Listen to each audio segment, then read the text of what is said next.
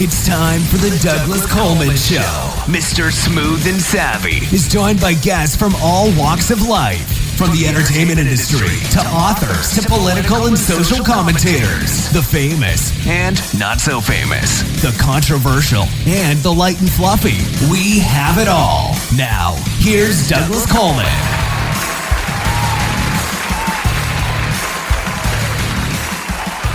Well, hello there. Howdy, ho there. Welcome to the Douglas Coleman Show. It's me, as always, Douglas Coleman. How are ya? We've got Tyler Ornstein here today.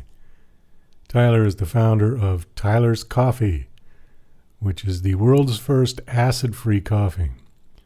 So if you're like me and coffee upsets your stomach, try Tyler's Coffee, because Tyler's Coffee probably won't upset your stomach. He tells us all about his company and how he got started as a young man going around on his bicycle, giving away coffee packets to people to test and try.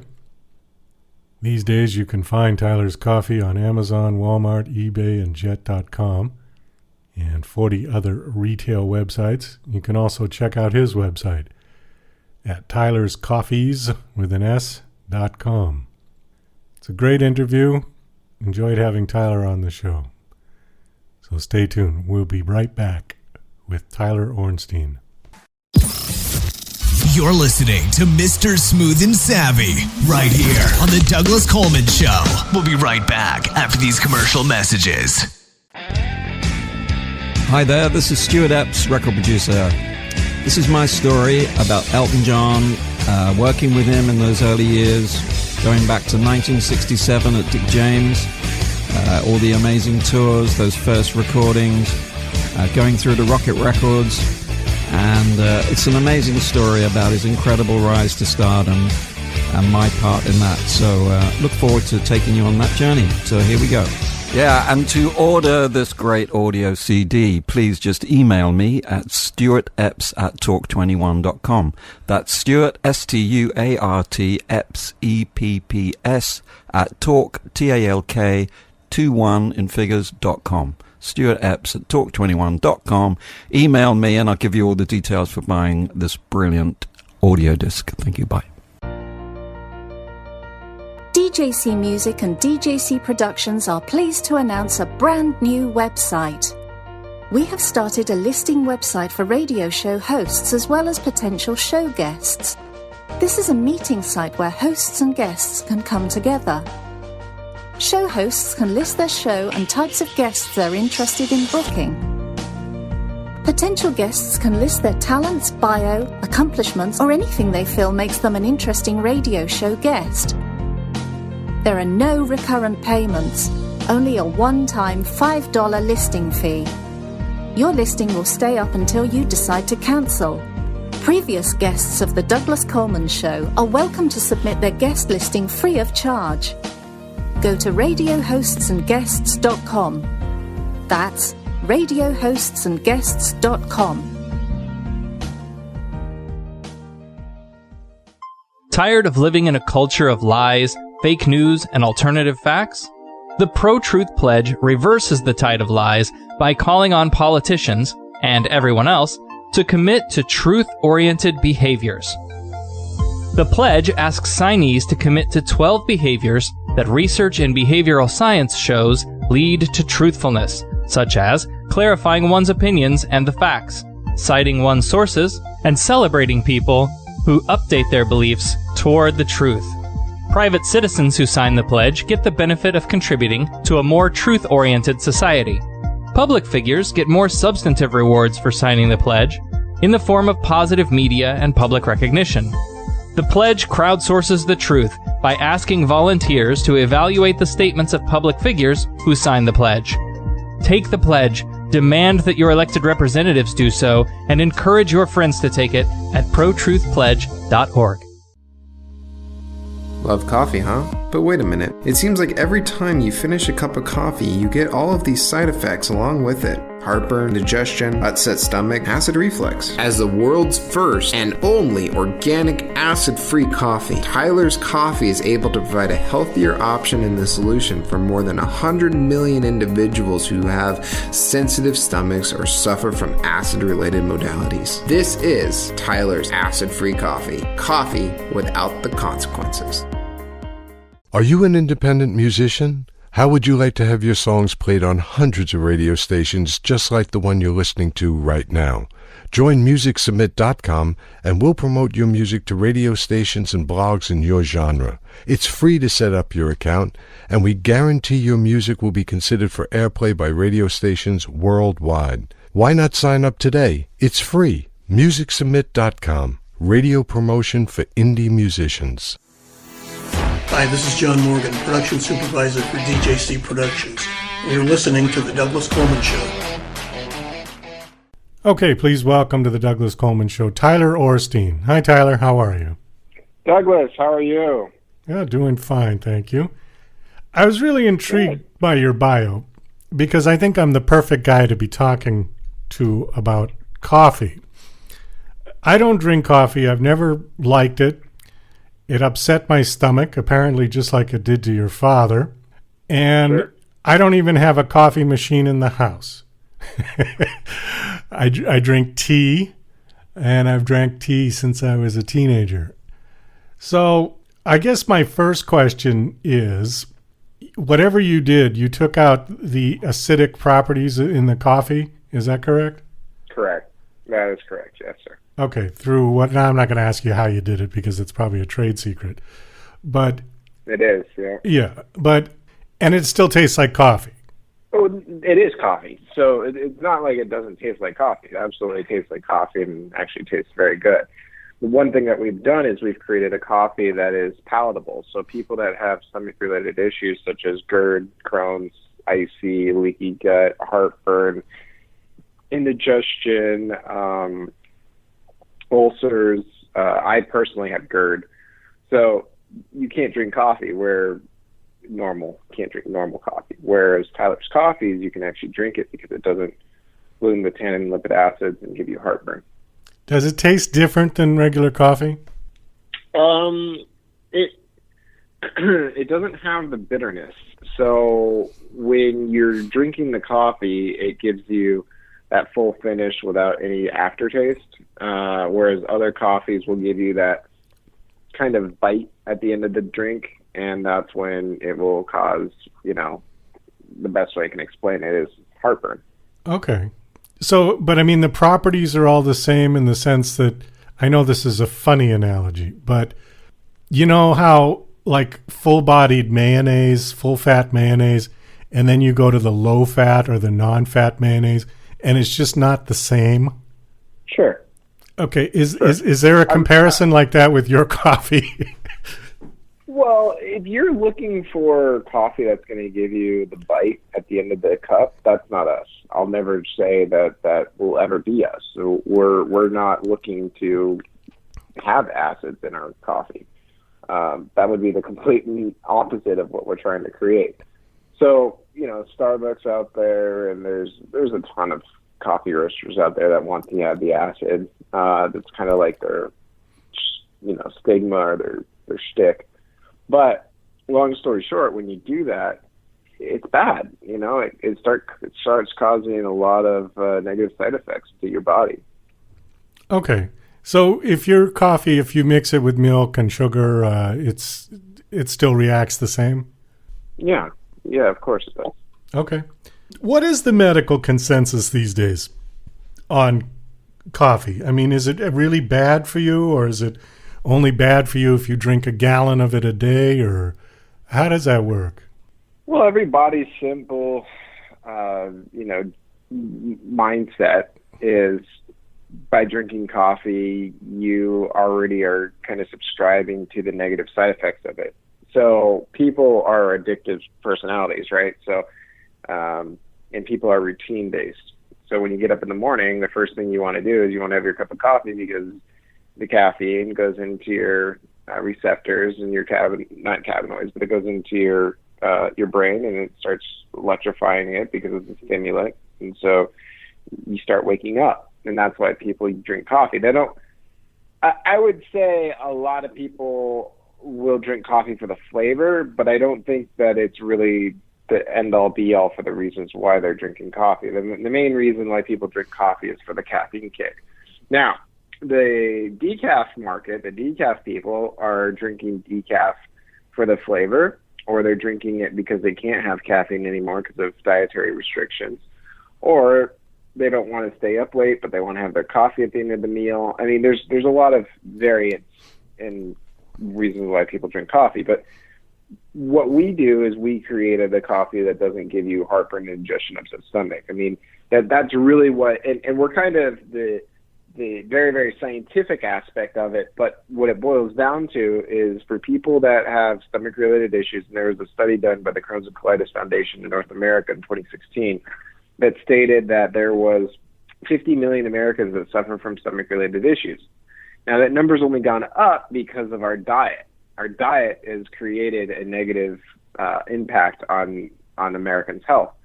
So when you take that and then you take that cancer cells thrive in inflammatory aspects of the body, and coffee is an inflammatory because it has tannic and lipid acids, then you're starting to understand why coffee is not really good for the body. So if we can delete that by not adding it in the first place, it's a good benefit. Okay, I see what you're saying. So regular coffee interacts with other things that we may eat that sort of enhances the bad properties of it all the way around. Yeah, I mean, it's the same thing as alcohol. Alcohol is an inflammatory. So reason why you shouldn't drink alcohol on a daily basis is because A, it's a depressant, but B, it's an inflammatory, and what it does is it actually bloats the cells. And that's the same thing as coffee. Coffee bloats the cells. Beer bloats the cells. Wine bloats the cells. So when you have bloat, that causes inflammation. Inflammation causes sickness. Okay. Does your coffee have caffeine or no? Oh, very much so. Yeah, our coffee is actually double the caffeine value. The reason why, there's a good reason, is because we don't ever bloom the tannic and lipid acids in the roasting process. And we also don't burn off the caffeine in the coffee. So when you burn off caffeine, because think of caffeine as an octane, right? When you burn that off, you can't get it back. And so in the roasting process, there's artificial caffeine that's powdered into the coffee for roasting so that they can have that kick. Well, the problem is artificial anything is bad for you. But the problem with artificial caffeine is it gives you that high and then it drops you like a ton of bricks. So that's why people keep drinking coffee. And you know, that's why the coffee manufacturers are doing very well, because they created a legal drug. Where we don't roast the coffee to a point where we over roast it and bloom the caffeine, burn off the caffeine. So by doing so, we're actually giving you natural caffeine. Now, what is natural caffeine? Well, if you look on a scale, instead of an up and down curve, it's more of a J curve. It just is a gradual, and then it doesn't drop you. It just slowly brings you down because you're naturally caffeinated, not artificially caffeinated. Well, that's interesting. One more question about the chemical analysis here, and then I want to ask you about the entrepreneurial side of your company. Yeah, sure. Because I don't really know that much about, I'm not a chemist, but what is the difference in the properties between coffee and tea? I mean, why is tea so much more agreeable to my stomach? Does tea not have the acid in it? Tea has acids in it, but see, the problem is people get caught up on the black and whites of everything. It's not black and white. Food's not black and white. You can't ever have the exact same unless you get Monsanto involved, and then you get genetic modified food. And, well, then you can say that you're going to get the same apple and tomato every single time. But unfortunately, that's a very, very, very, very slippery slope, because you don't want that. Nature is beautiful in that it is different, and so we only eat organic food because we in my household because organic is the only way you can eat, really. I mean, you'd be stupid not to eat organic. And yes, it is more expensive, but you pay me now or pay me later is how I look at it. So that's an interesting question. I would say that it can't be that direct. You have acids in coffee, but when you don't bloom the harmful acids, that's when your body doesn't get the reverse side effects. Tea is a little bit different. Yes, it has acid, but because it's not, it's not roasted, it's dried, right. And so it's elongated process, and so the molecules of the tannin and lipid acids is what's used in photosynthesis. So yes, tea leaves have that, but because it's dried and it's not roasted, you're not pretty much enveloping the whole entire process with external heat source. So it's a little bit of a different process. Okay, right. And then, tea comes from the leaves and coffee comes from the beans, for whatever that's worth. Yeah? Right. All right. Okay. Well, if you want green beans, it's going to taste completely different than if you roasted coffee. So you have to roast coffee. You don't roast tea. That's what I'm trying to get at. Okay. Can you do anything with green coffee beans? Yeah, people have done a lot of stuff. Dr. Oz did a lot of things on green coffee and how it has full antioxidants. He's right. Green coffee has full antioxidants. It also has tannic and lipid acids. So, you can definitely, there's some side effects, some pluses with green coffee. Point being, you're not going to enjoy it. You can't brew a green bean. It won't taste right. It won't fly. It won't work. Okay. What do you do with a green coffee bean? I mean, you eat it? You roast it. You roast it. Yeah, good answer. Okay. All right. Let's move on a little bit because I want to talk about the entrepreneurial side of this whole story. I'm just going to go over this quickly on your bio. It says that at 5, you had a conversation with your father and asked if you could make a coffee that you both could drink. So your dad, who is a biochemist, found the magic solution to this. And at 14, you started riding your bicycle around and giving away this new brew of coffee that you guys had? I did.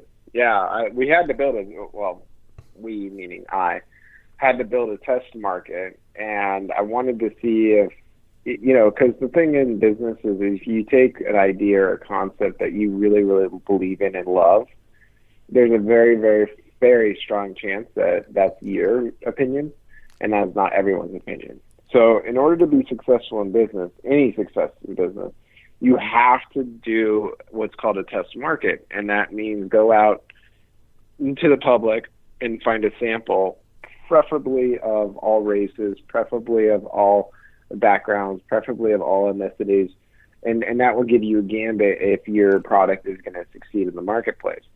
And so what I did is I just started door to door on a bicycle, and I handed out these silver sample packs that we had.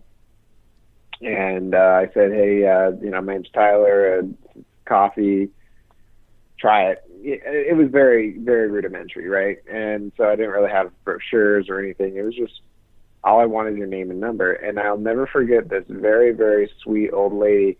I called her and she said, that was really good coffee. Where do I get it? And I was like, for me. And she's like, okay, well, how much is it? $1. I didn't have a price sheet. I didn't have map pricing. I didn't have quantities, and I didn't have volume discounts. I mean, this is a backpack, a kit, and some packs. And what it was a light bulb moment. And then, fast forward to 2016, we're online, we're doing online sales. And then 17, 18, we started growing our retail business, meaning brick and mortar business. Now we're on Amazon, eBay, Jet, 40 different retailers across the country. I mean, we're everywhere. How did you break into the brick and mortar stores? Was that just you send it around to them and say, here, you want to stock this? I don't know the process at all with that. Yeah, so the process is really, really strenuous, especially during this time of year. We're trying to court Sprouts and Whole Foods. We're trying to get into Sprouts and Whole Foods, and we thought 2020 was the year because 19 we said, all right, 2020 initiative, we get into Sprouts and Whole Foods, and then January, COVID happened, and it's been a problem ever since. So these buyers are, working remote, which means they're on vacation. It's very, very difficult. So anyone that wants to get into brick and mortar, it's not really a matter of who to talk to. It's a matter of how much patience do you have. Because I cannot stress this enough. I mean, I have a beautiful girlfriend. I love her to death. But when you're dating, there is a very fine line between interests and stalking. And you really have to walk that fine tightrope. So if you keep that person, hey, you text them, you call them, you whatever, and they go, oh, I'm blowing you off, I'm blowing you off, you got to space yourself. And then one day you're going to get the call that says, hey, yeah, let's go out for coffee, right? It's the same thing with grocery stores. You really have to work and finesse them. They're very finicky buyers. They're very, busy. They're not walking around with nothing to do. They're a breed of their own, and you just have to understand and work through it. Are those stores, are they actively seeking anything? Because it seems to me that they wouldn't be, right? No, absolutely not. Yeah. No, actually the complete opposite. The complete opposite. I mean, they're trying to get rid of stuff that doesn't sell, right? Right. They're happy with what they have. With what they have. Yeah, that's what I thought. Okay. I don't know how old you are, so I don't have a reference point to how long your company is. I'm 30. Okay. I'm 30. So you've been in business for what? How long? 16 years. 16 years. Okay. Are you still a private company, or are you big enough to go public, or what? No, we're private. We're privately held. Okay. What is your sales? Can I ask that? We're doing very well. Our sales volume has been increasing. That's a good answer. Yeah, we're doing very well. Well, you're private. You don't have to divulge that sort of information, right? That's true. Yeah. You are correct. And people can get your stuff. It's online, but you're also in brick and mortar at this point? Yeah, so we're in Natural Grocers, we're in AJ's, we're in Hy-Vee. The other thing is you go to our website, tylerscoffee.com, and if you use promo code Tyler2020, you get 20% off this year. But the other thing is you can go to Store Locator and you can type in your zip code, and we're across the country. So there's probably a good enough chance that we're within at least 100 miles of a store that carries our brand. Okay. You said you're in Walmart? We're on Walmart.com. Oh, .com. You're not in the actual Walmart stores? No, Walmart is it's a very interesting beast, and they love the price being the lowest it can be. That's how they made their success. That's also how China became so successful through Walmart. So the problem is when you have a really high quality product and people want to buy it at pennies on the dollar, and you say, no, I can't afford that. That would go under my margins, and it becomes an interesting problem to have. Well, I agree. And, if anybody who's bought anything that was made in China that was cheaper than I'll give you a great example of tools, You can buy tools for sure. Yeah, you can buy the drill that's the Chinese brand, and it'll guarantee to break after using it for a year or two. Or you can spend the extra money and buy the DeWalt that will never break. Right. And that's what I love about American engineering, is because American engineering, they build it to last, where China, they build it for cost. Yeah. And also, I mean, there is a sort of a unethical genius about having a product that has a guaranteed fail time. Planned obsolescence, I think, is what they used to call it. Planned obsolescence. No, they still call it that. Yeah. And that's actually why, surprisingly enough, I decided to walk away from BMW and go to Mercedes, because Mercedes actually doesn't build in obsolescence in their engineering, where Mercedes publicly says that we build in obsolescence in our engineering. That's pretty bad. You know, cars should not be deemed disposable in that sense, in that gross sense. No, I agree. Yeah, I agree. I see where they're coming from. You know, when you have a capitalist society and you have a capitalist marketplace and you have a free market, they want to make more money. But here's the problem that I love about, well, not a problem. This is what I love about free market. Free market allows the consumer to make the decision, not the seller. You know, the manufacturer in a communist market, I guess is what we could call it. You have a manufacturing facility, and that a manufacturing facility makes a manufacturing part, and that a manufacturing part is the only part that will fit your specific need. And they can make obsolescence if they decide to. Whereas a free market, there's 20 different competitors, and you're going to go with your best opinion. And that's what I love about it. I mean, Tyler's Coffees would not even have a chance in hell if we were just going to be in another coffee on the shelf. We were just price point. But because we were able to engineer and specifically design and overthink and overcome a problem in the marketplace, we were able to niche out a very, very nice part of it. Well, and you did something very cool without apparently changing the basic flavor of it. Right. You know, like Coke and Diet Coke. I mean, there is a radical difference in flavor.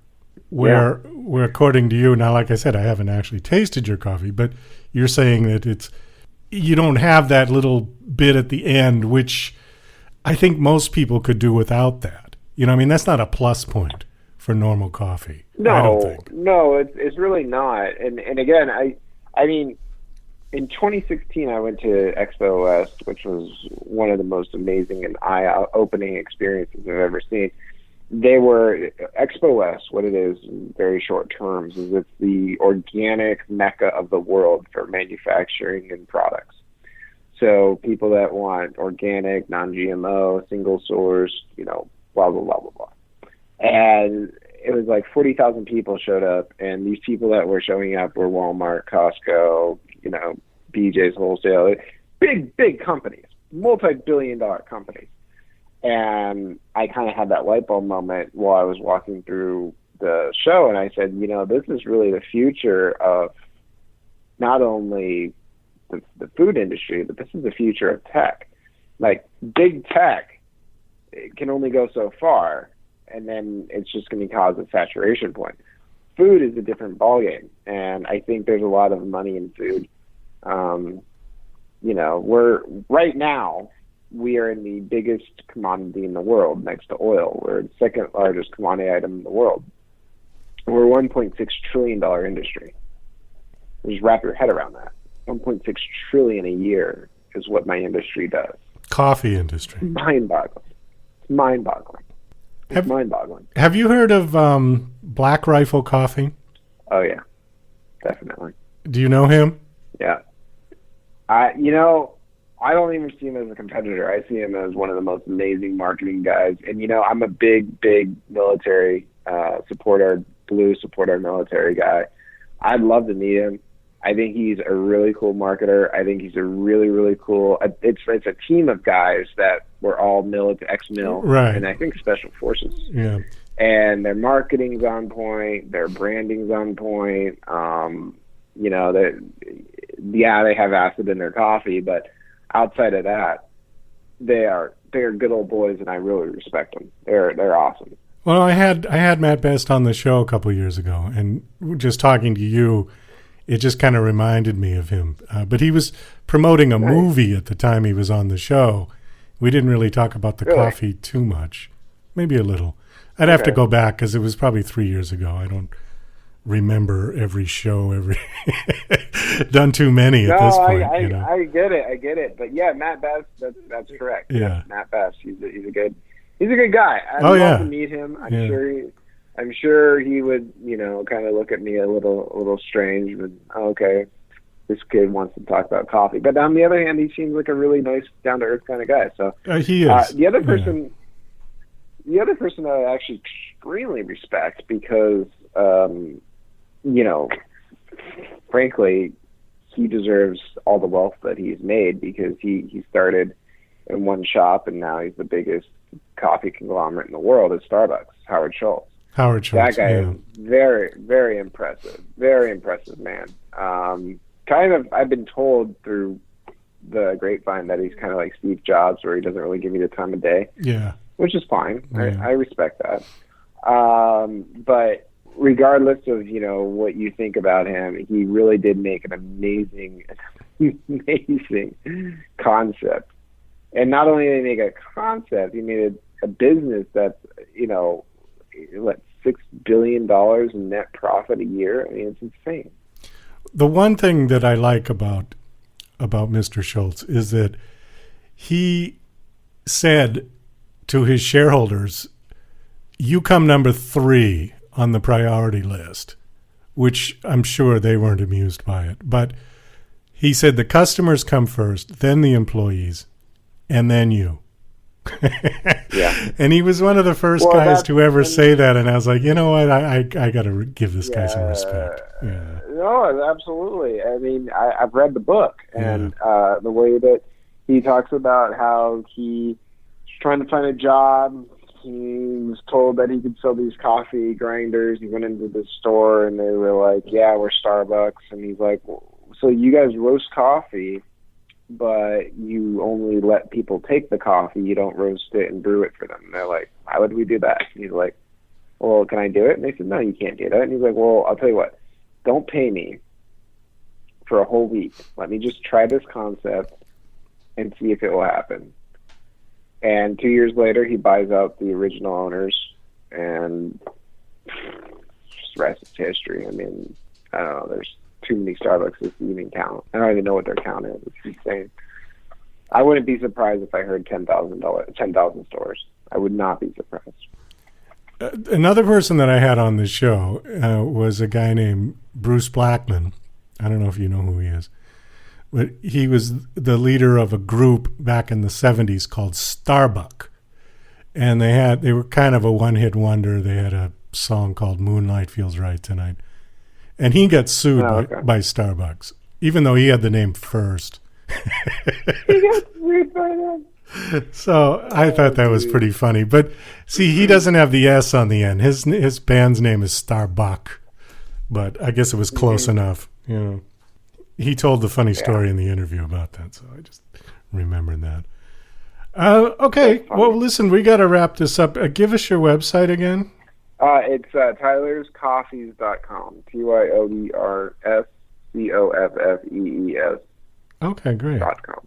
Well, thanks for coming on. This was a nice conversation, and I learned something today about coffee and tea, so thank you for that. Yeah, absolutely, and give Matt my best. Yeah, if he ever comes on the show again. All right. Well, thank you so much.